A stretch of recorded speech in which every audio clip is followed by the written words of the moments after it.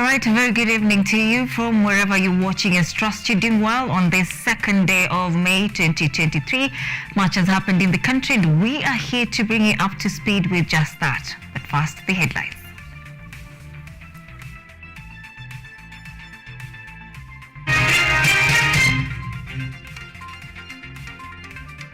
Anti-government Azimio protests resume amid several warning notices by the government.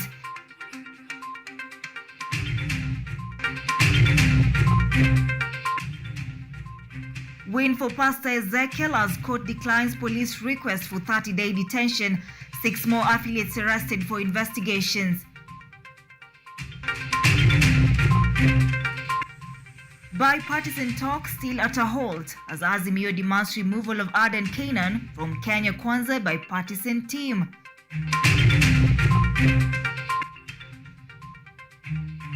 And Uhuru Kenyatta ousted as Jubilee Party leader.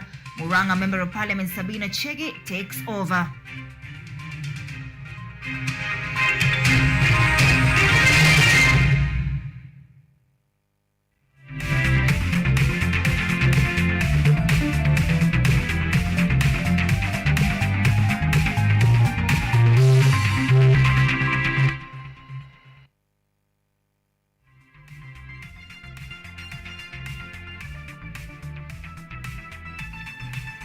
All right, welcome to the broadcast. Sharon WAMBUI is our sign language interpreter tonight. My name is ODIDA. Remember, we will be streaming this broadcast live on our social media platforms at KUTV_Kenya. We have prepared an interview for you with the Salaries and Remuneration Commission later on in the broadcast. But first, welcome to the broadcast once again. Now, opposition staged protests resumed today across the country as had been planned and announced by the Azimio One Kenya coalition leader Raila Odinga, despite warnings by government not to stage any protest that would lead to destruction of property. In Nairobi City, police officers blocked roads entering the central business district to avoid destruction of properties. The Azimio team has nevertheless stated that the protest will continue on Thursday. A spot check by KUTV around the central business district ahead of the resumption of the Azimio protest showed that calmness was maintained in most of the areas in Nairobi. However, the Azimio leaders' convoy tried to access the office of the president to present their petition, but was disrupted by police officers who were deployed in the city. According to Mother Karua, who spoke during a press briefing, the Azimio planned protest will resume on Thursday after they failed to access the CBD. In their country, we are marching on. Tomorrow we take a break, strategize and recharge. Our protest will resume on Thursday, the 4th of May. Same meeting, same offices, same petition, same people. Azimio leaders have condemned the act of police firing tear gas to disperse a handful of protesters in Nairobi's Mathare neighborhood, adding that the footages of a minibus that had been set on fire on a road leading to the city center was arranged by key government figures. This is according to Secretary General Jubilee Jeremiah Kioni. Wale vijana ambao waliweka pamoja vijana wa Kikuyu. Leo kumetokea ghasia ambazo zimetokea, sisi wanaazimio hatukwenda kule.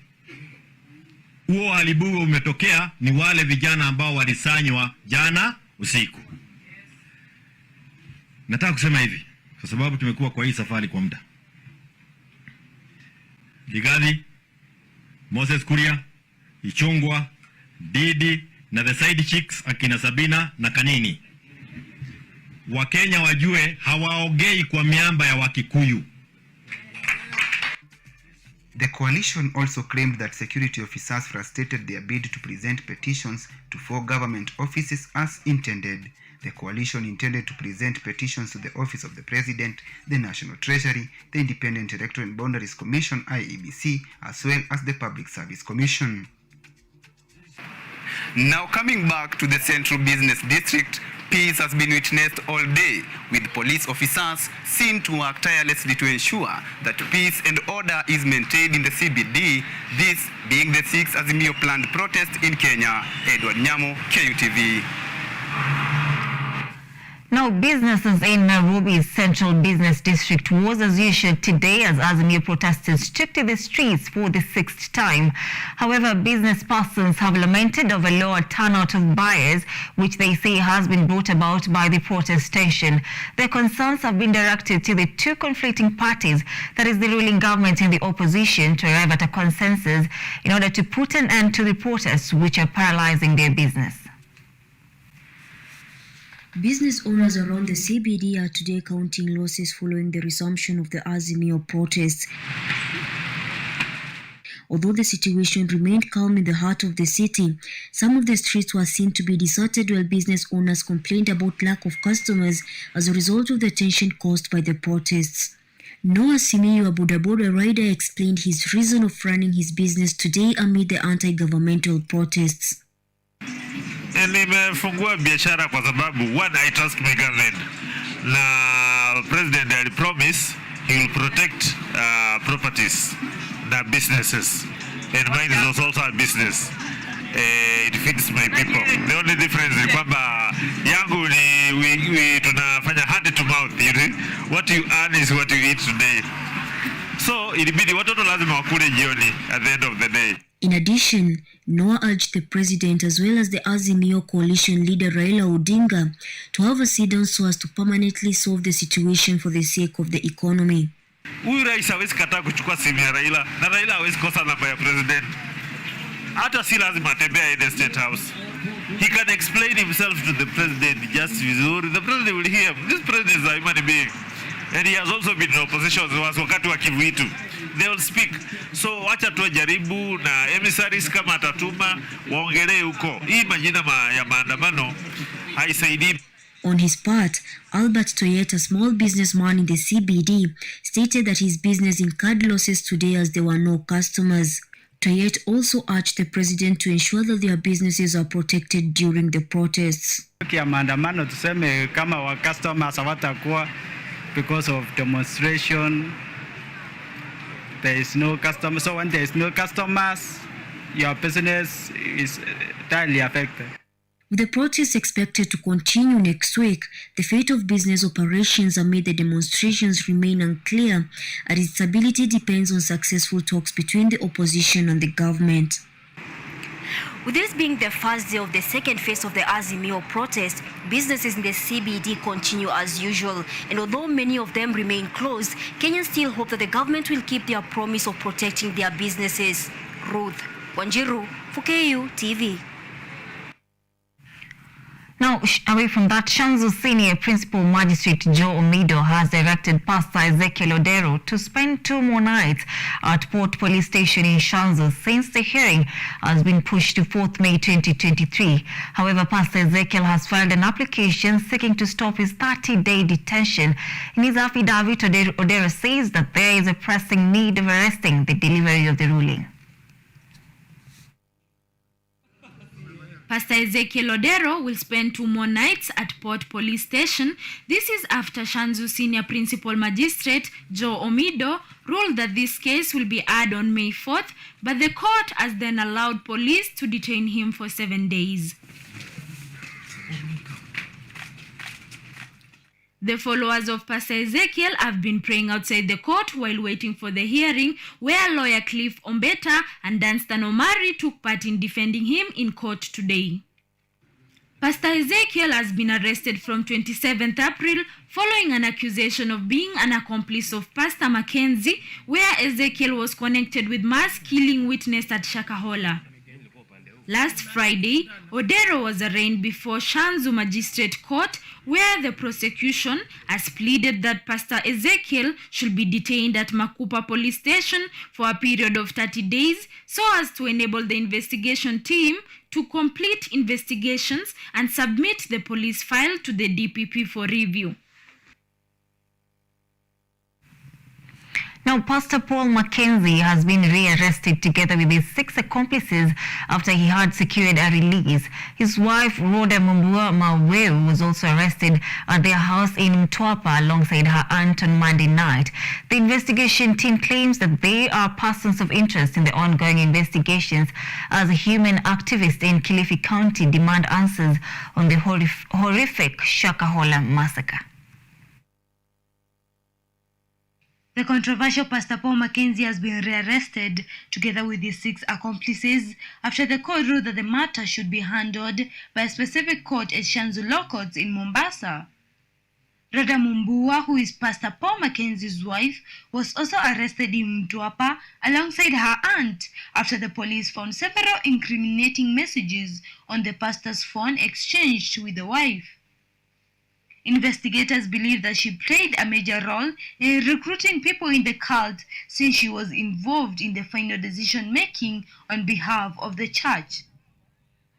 Amidst the ongoing investigations, human rights activists in Kilifi County are now demanding answers on the horrific massacres of followers of controversial Pastor Paul Nthenge Mackenzie.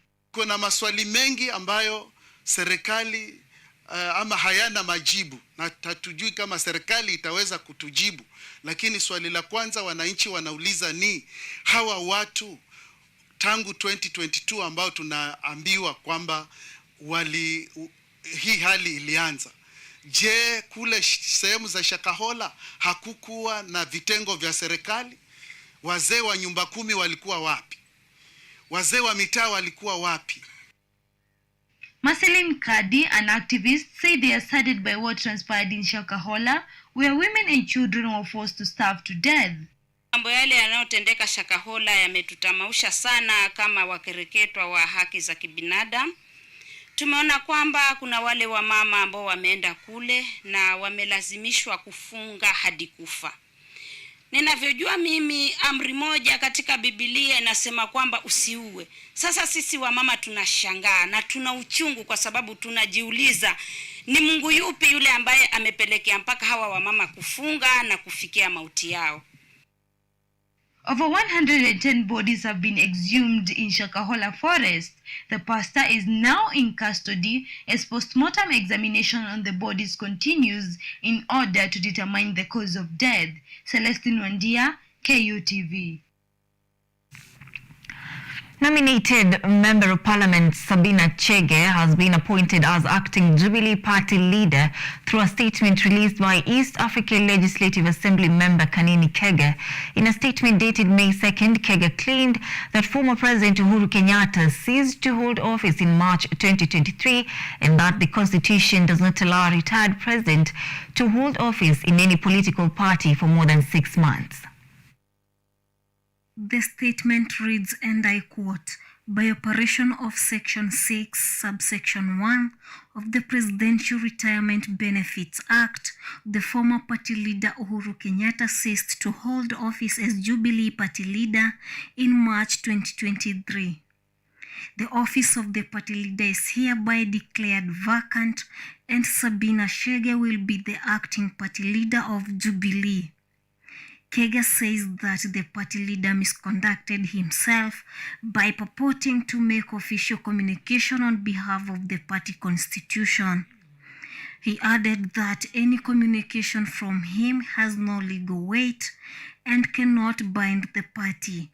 His wrongdoing matter is being forwarded to the party's National Disciplinary Committee for further action.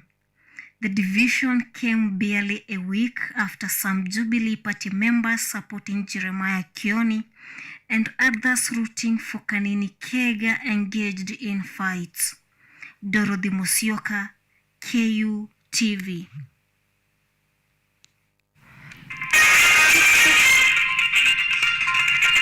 Right, 17 minutes past the top of the hour. We are taking a very fast short break at this point. Much more lined up for you, so stay with us.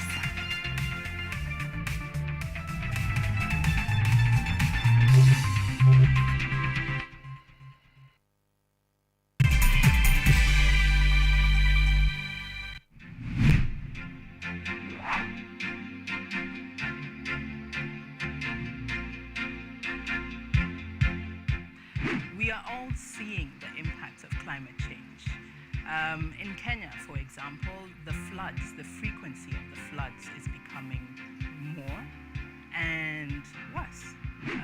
The amount of people and livestock we're losing.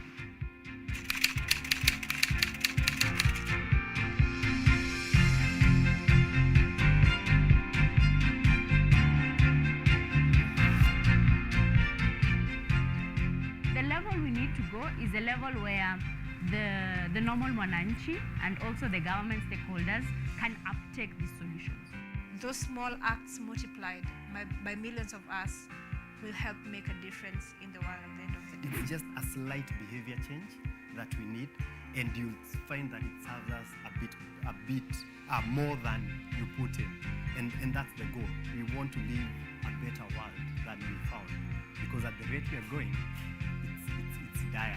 We will secure the planet for future generations.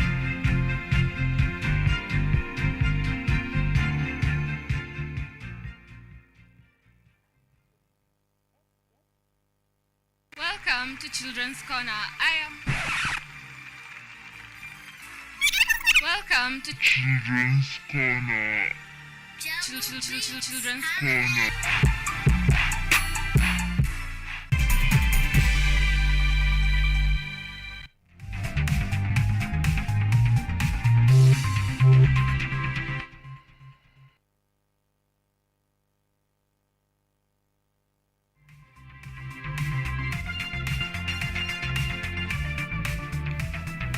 All right, welcome back. Thank you for staying with us. Now, it's time of our discussion of the night, and earlier today we joined, or rather we visited the Salaries and Remuneration Commission offices to have a conversation on remunerating the Kenyan worker. Take a look. Right, you are watching KUTV Primetime News, and with us tonight, right, it's basically just in the afternoon, and we are privileged to join the SRC people at the Salaries and Remuneration Commission headquarters right here in Nairobi to discuss matters salary, how they are remunerating and the Kenyan worker. So stay tuned for that particular discussion. Thank you so much, Commissioner Sophie Moturi, for making time for us this afternoon. Thank you for having me. As your mandate as the Salary and Remuneration Commission is to review and as well as, in my own understanding, is to review and advise national and county governments on how to pay its people. Last month, we witnessed a salary delay, and that is for civil servants, and as well as a delay in the disbursement of public funds to counties. What are you doing as SRC to ensure that that does not happen again? Okay, thank you, Anne. And let me first of all correct you on the mandate of SRC. The mandate of SRC is to set and on a regular basis review the salaries and remuneration and benefits of all state officers and advice on the same for county governments and the national government. As salary delays are concerned, the reasons for salary delays are out there in the public domain. They are well known. But that notwithstanding, the institutions that handle exchequer releases are in a better position to advise on the matter of whether there will be salary delays this month or not. After SRC does the setting, the reviewing, and advising, it is up to the institutions, the individual institutions, to make payments out of their budgets for emoluments, for personnel emoluments, to their staff. SRC is not involved in that process. Yes. All right. Now, salary increment, let's talk about that. Yesterday was Labor Day, and Kenyan workers were expecting at least an increase in the minimum wage. Last year we have seen an increase by 17.6% in the last 7 years, and yesterday Kenyan workers did not see that.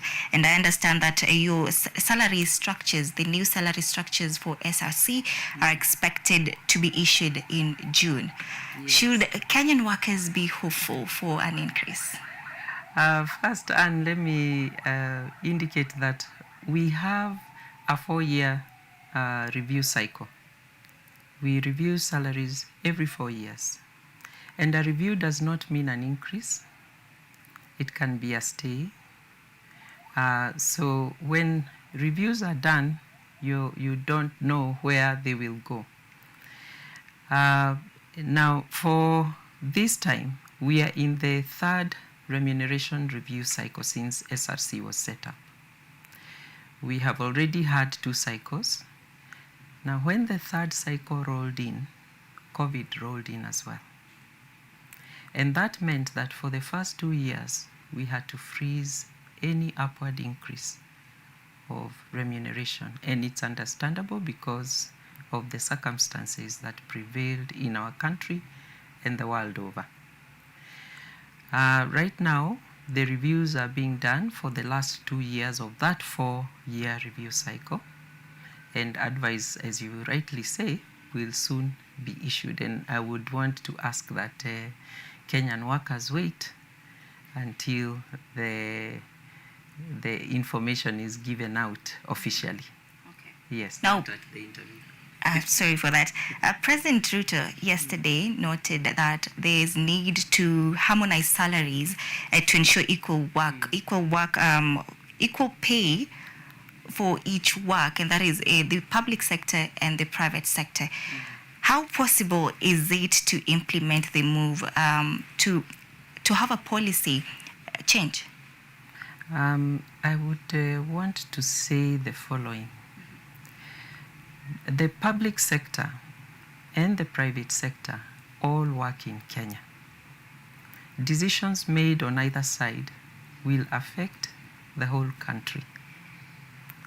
And therefore, the suggestion by the president yesterday that a radical remuneration policy would be instituted, I guess, was going where that the whole country has a policy that works for the entire country, not one sector alone. It is important that, and noteworthy, that an efficient remuneration and benefits system encompasses, especially what was mentioned yesterday, cost of living. SRC, as you will note as you go through our documentation, takes into account the cost of living in determining salaries and remuneration for our public officers. Now, Kenya's public officers receive salary increments, which are meant to cushion them against the loss of purchasing power over time. And these are done in 3 different ways. There is the annual notch increment that is inbuilt in the salary structures and schemes. It is also done through negotiations for CBAs. The CBA negotiators make sure that they negotiate for COLA.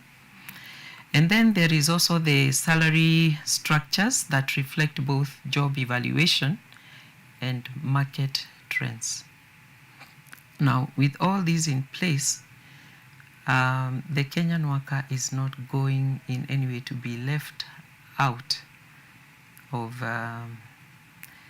will not be in a situation where the purchasing power is eroded and the Salaries and Remuneration Commission is not well advised, and the government as a whole is as they set up the policies that govern the whole country where remuneration and benefits are concerned, are going to ensure that the policy works for everyone. But on the side of the public sector, I have indicated to you what is likely to happen. All right, speaking about your, I don't know if it's your motto, but you'll correct me again on that, rewarding productivity. Do you think Kenyan workers are paid enough to undergo everything that they go through in their workplaces to reward their productivity? And some statistic that we hold indicates that Kenya ranks quite low, in the lower half amongst many countries as far as productivity is concerned.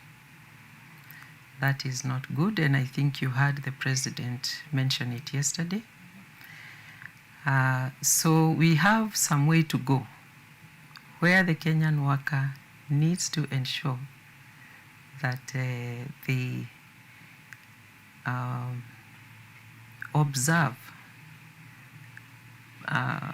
performance and productivity requirements and targets and meet their targets to ensure that we improve the efficiency of our human resource to produce more. And this will lead to a better economy. But for now, I think we have some way to go for us to be able to say that we are operating at the optimum as far as productivity and performance is concerned.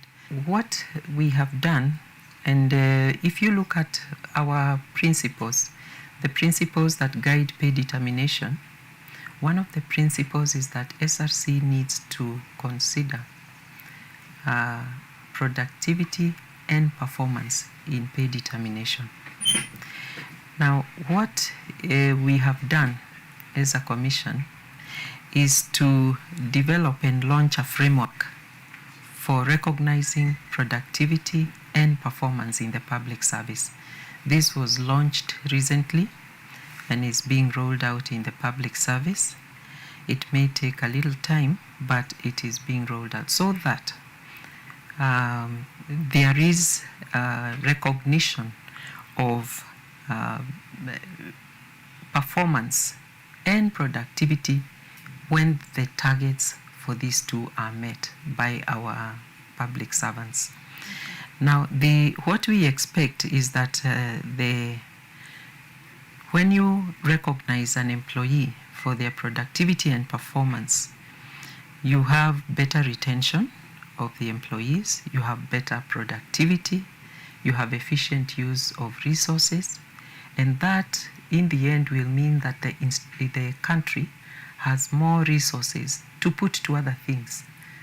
And when you produce more, you have more income, you have more revenue, and you're able to do more as a nation.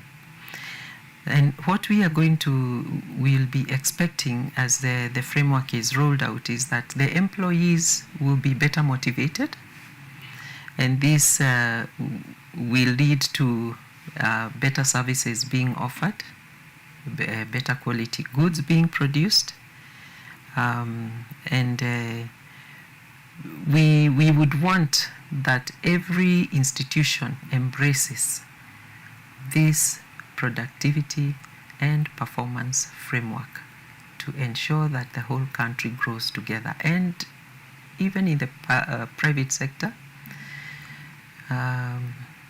we would urge the private sector to do the same so that this country grows together. All right, yesterday, Court Secretary General Francis Atwoli accused you of attempting to negotiate or negotiating always and deciding on how collective bargaining agreement should be done, that is the CBA. What's your take on that? Let me explain something that may not be very clear to the public, and that is SRC is in place. Remember our mandate to advise the national and county governments on remuneration and benefits, and also to set and review remuneration and benefits for state officers. Now, some of the institutions that we advise have unionized staff. And because of that, they will be negotiating there will be CBA negotiations in those institutions. SRC that is mandated to ensure that the total public wage bill is sustainable has to give its views to these institutions. They must come for advice, and they do. They come and we give them advice on how far they can negotiate because of the resources that are available and the constraints on those resources. You cannot negotiate beyond that because it will be going against the principles that we observe in pay determination.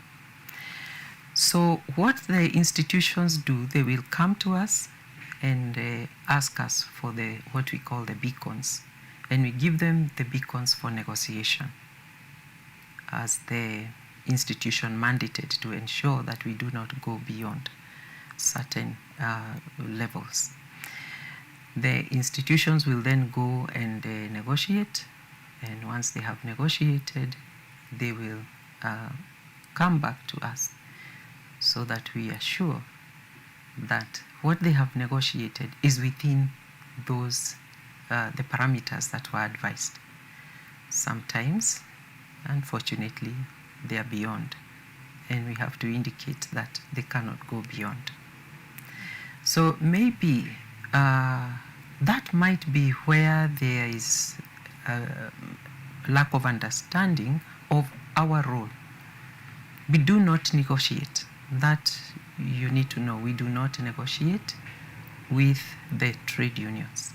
It is the employer that negotiates.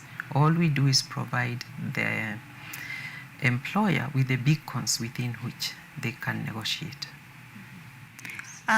Talking about pay determination, you have mentioned something to do with that. How do you decide and determine pay for public officers? What do you look out for? Oh, several things, and they are laid out in Article 230 of the Constitution.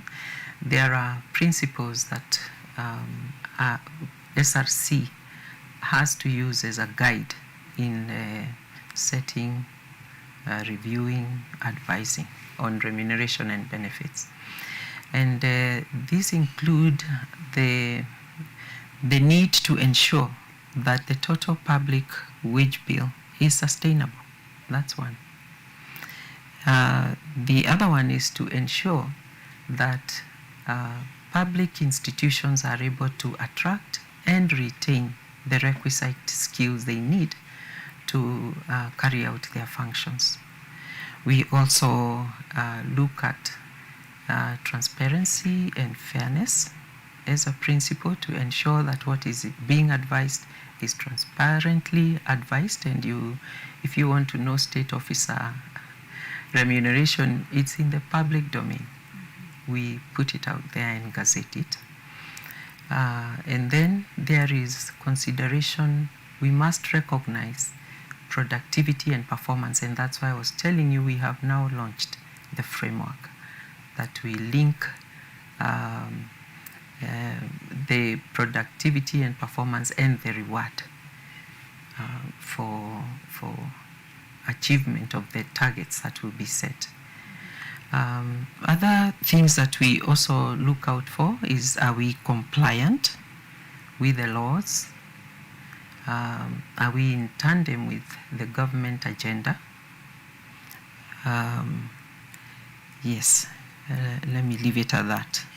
Okay, now salary structures, when you're developing these salary structures, are there cases or instances where you've had to go back to the drawing board and had to slash maybe the structures of salaries that you had increased in order to cushion Kenyans that have been affected by the high cost of living, especially in this day and age? I will say the following. First, salaries are one of the expenditures that the country incurs. And indeed, resources should be and must be availed for other things apart from salaries. You need to avail resources for services and for development. Now, during the COVID period, which was undoubtedly one of the most difficult periods that there have been in this country, SRC did not reduce any pay. That COVID period fell into the third remuneration review cycle, which is what we are in right now. The Commission did not review any salaries downward. In fact, the law does not allow that we review salaries downwards. So the answer to your question is we have not had to reduce any salaries down in order to achieve certain things. Right, but if there are instances where you have to review an upward, to have an upward review of the salaries, how then are Kenyan workers being paid, feel that they are being paid enough? When you consider the pay determination principles, you are going to end up in a place where there is fair remuneration, because there is no government that wants to pay their workers unfairly. Let me indicate that Article 41 of the Constitution indicates that every worker is entitled to fair remuneration.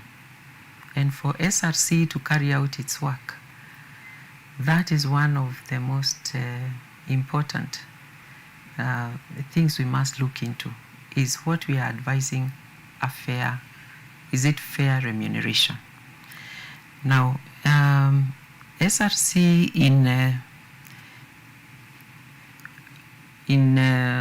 right now, in developing the framework for productivity and performance, is aiming at ensuring the Kenyan worker is paid well, and that those who go far and beyond, in fact, receive an extra incentive. A while ago, the SRC conducted a survey, and that survey indicated that the retention rate in the public service was 95%. 95% indicates that the public sector employees are not in a hurry to leave, and that means they are better remunerated than out there. So I would want to believe that SRC is doing a good job in ensuring that fair remuneration is given, and that the proof of retention of 95% indicates that the Kenyan worker is well paid, at least in the public sector. Mm-hmm. Yes. Okay. Now, there is a dollar crisis at the moment.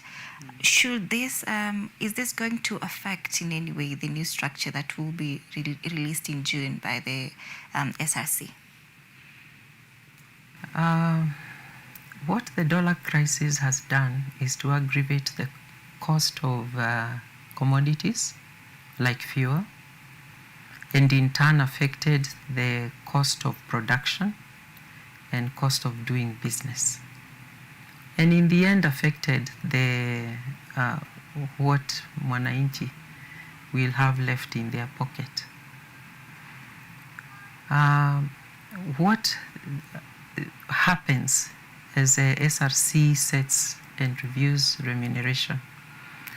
There is consideration of the cost of living.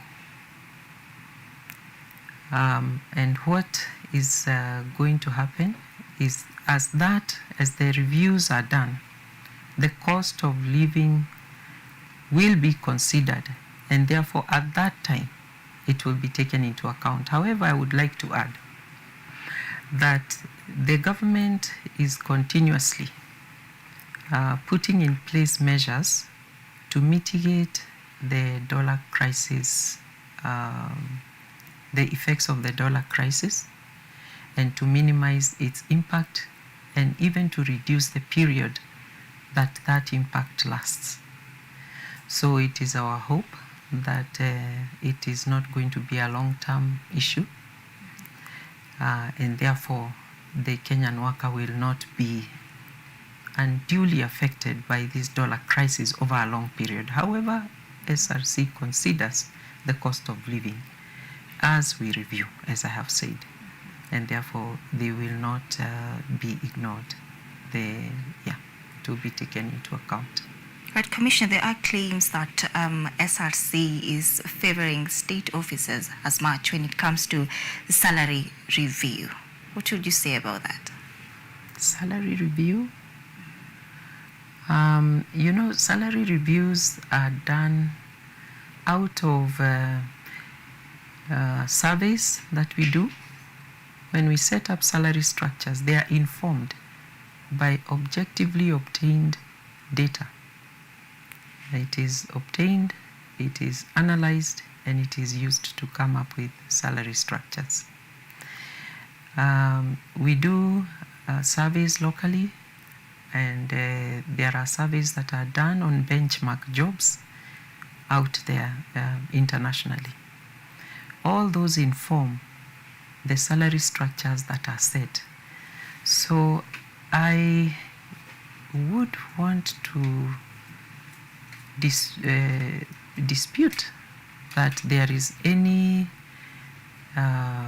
favoring of any cadre of the Kenyan public worker.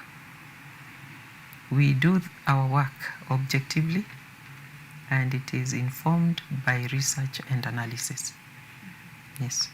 All right, as we wind up, that's your camera.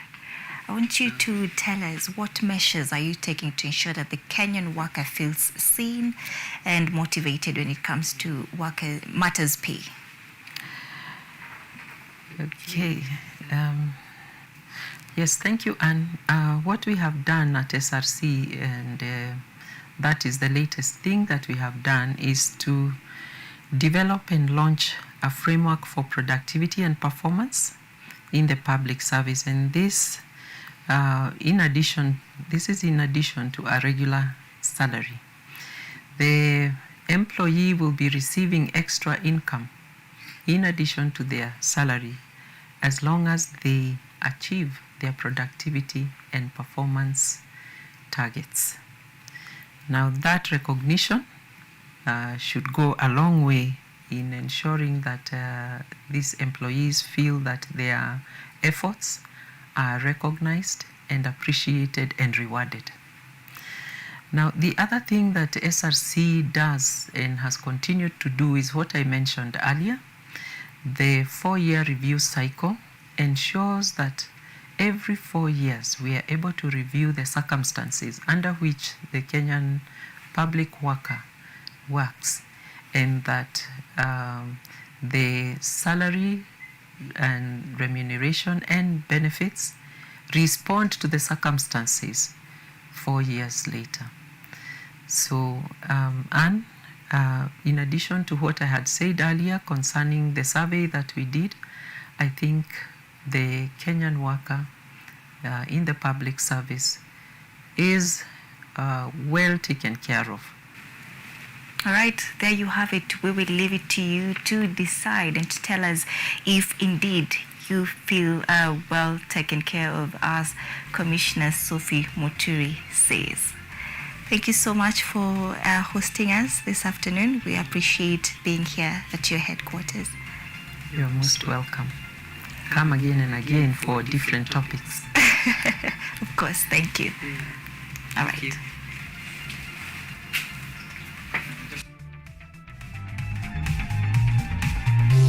Thank you.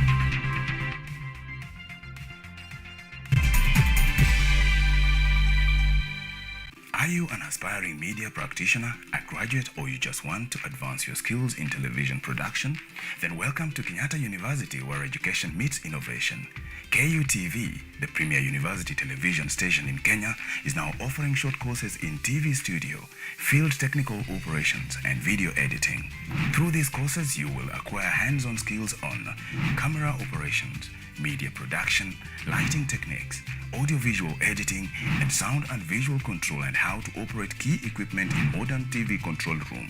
Enroll today at KUTV and discover your full potential in cutting-edge TV broadcasting. Graduates of these courses will receive professional certificates. For more information, visit our offices at KUTV Studios or call us on 020-870-4252 or 020-870-4255 or SMS us on 0739-110-544. KUTV, a new experience.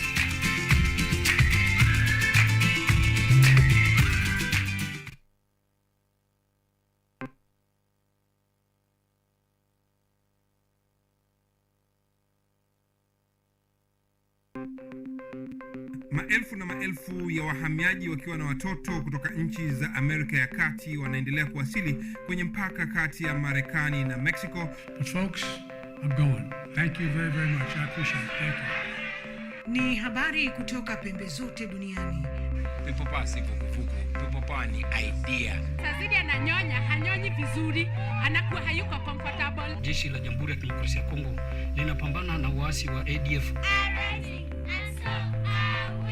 Kwa sasa wanatoa wito kwa mashirika, makampuni na vile vituo vya uchukuzi. Mambo mengi yatakwenda kama yalivyopangwa. Hapa ni kuna mmoja wa viongozi wa chama cha wavuvi katika eneo hili. Zaidi tunajaribu kuwapa chanjo ili ina boost ama inanyanyua kinga ya mwili, ndio inaenda kupelekea kupambana na virusi. Ni Duniani Leo, Jumatatu mpaka Ijumaa, moja kwa moja kutoka VOA Swahili, Washington DC.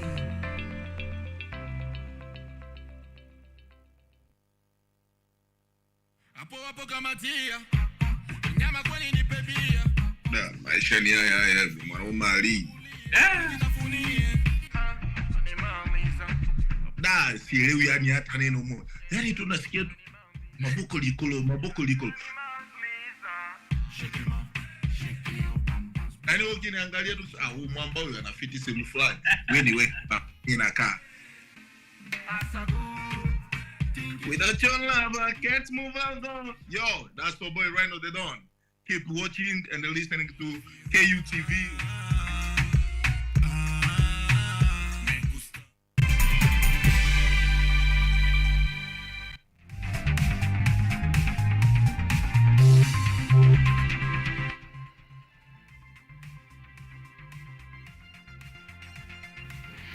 Right, welcome back. Thank you for being here. Let's continue with our coverage.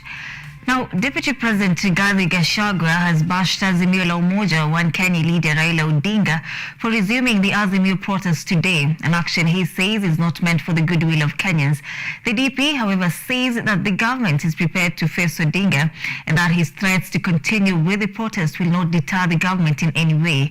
Gachagua made these remarks while launching Sogo Tengacha Road and Tumuyot Menet Road in Sogo, Narok South in Narok County.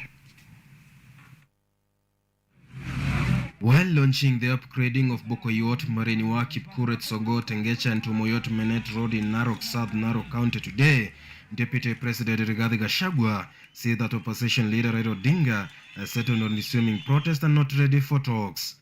Nasema nyinyi mko na wabunge wenu, tuko na wetu, msugumuze. Ile mtakubaliana, mtuarifu. Mzee amesema hapana, wacha arudi kwa barabara. Amerudi. Juzi wametuambia hawataki maandamano, wanataka maongeo. Tumesema haya, enda pale bunge, Kimani Ichung'wa wako pale, Kinatongoyo, muongee.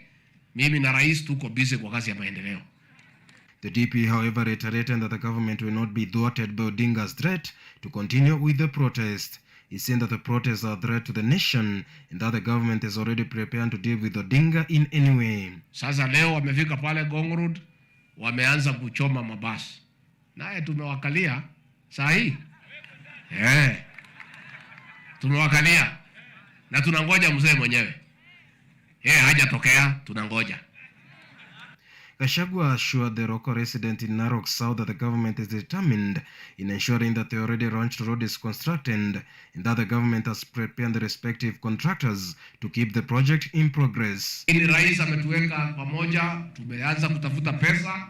Huyo contractor tumemtafutia shilingi milioni 150, tutamlipa wiki hii, arudi hapa aendelee kazi na nitakuja kuangalia vile kazi inaendelea. Additionally, the DP added that the government will resettle hundreds of squatters forced out of Mount Narok forest by the previous administration. He regretted the manner they were kicked out of the forest, saying that the Kenya Kwanza government had set aside funds for the settlement in the next financial year to help hundreds of families who have remained homeless for years. Katika budget hii inakuja ambaye tumepeleka bunge juzi, tumeweka pesa ya kuangalia vile mutapata makao. Deputy President Rigathi Gachagua says the Kenya Kwanza government mandate is to deliver services to Kenyans and actualize promises they made to them. James Mureke Mwenda, KUTV.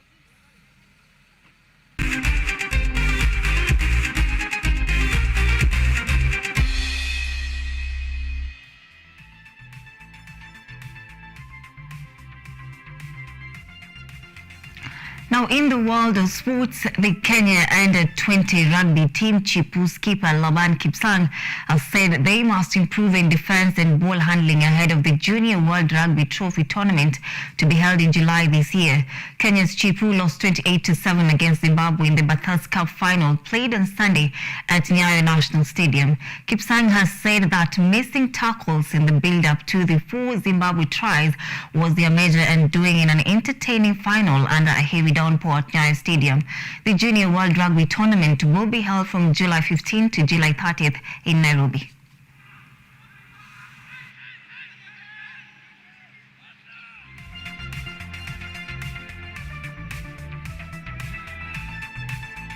World cross-country under-20 bronze medalist Pamela Kosgei added to Kenya's medal haul with victory in the women's 3,000-meter steeplechase as the Africa under-20 and under-18 athletics junior championships continue in Ndola, Zambia.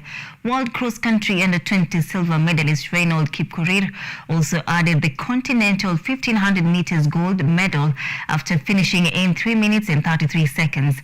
Kipkorir edged out Ethiopia's Ashenafi Emana Gadisa, who finished in second place, while Gilbert Kipngetich won the bronze after finishing third. In the under-18, Kenya's Nancy Cherop and Josephat Kipkirui bagged gold medals after winning the girls and the boys 1,500 meters finals respectively. Kenya now has 3 gold, 2 silver and 2 bronze medals in the under-20 and 3 gold, 2 silver and 2 bronze medals in under-18.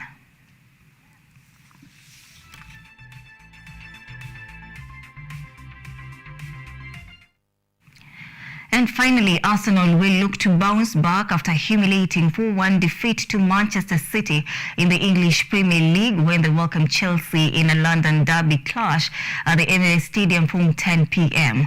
Arsenal will leapfrog City to the top of the table if they win against the Chelsea side, who have not won in the last 5 matches since Frank Lampard took over as interim boss. In La Liga, Barcelona will look to wrap the league title when they play Osasuna at the Spotify Camp Nou Stadium, while Real Sociedad, welcome second-placed Real Madrid at the Anoeta Stadium.